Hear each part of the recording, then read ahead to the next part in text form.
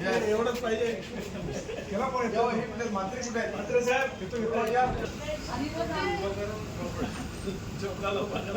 Weak करा ना, weak तरी सगळ्यांना.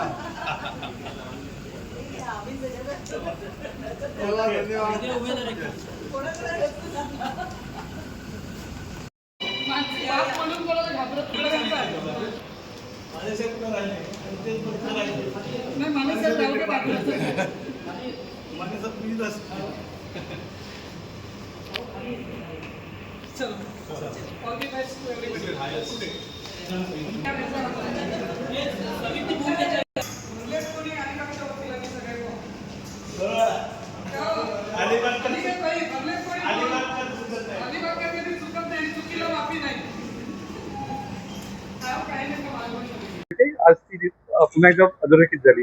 100% आज रायगड रत्नागिरी सिंधुदुर्ग मतदारसंघ जो आहे विधान परिषद निवडणूक त्याच्या उमेदवारी अर्ज आम्ही काल भरले. त्याच्यात छाननी होती आणि त्यामुळे छाननी करता स्वाभाविकपणानं सर्वच पक्षाचे जे उमेदवार आहेत ते एकत्रित असणं ही आपली संस्कृती आहे.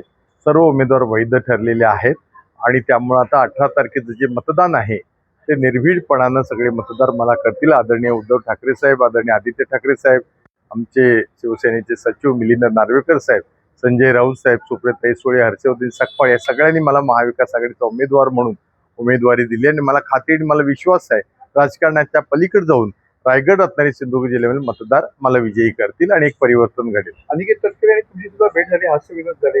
हो, अनिकेत तटकरेंचे वडील सुनील तटकरे हे मी पूर्वी आमदार असताना नावण्यासाली रत्नागिरी जिल्ह्याचे पालकमंत्री होते आणि त्यामुळे आमचा स्वाभाविकपणे त्यापासूनचा परिचय आहे आणि एक सुसंस्कृत आपण विचार ठेवले पाहिजेत. ते एक उमेदवार आहेत, ते आमदार आहेत विद्यमान आणि त्यामुळं स्वाभाविकपणानं आज आम्ही छाननीच्या वेळेला एकत्र भेटलो एवढाच त्याचा संबंध आहे.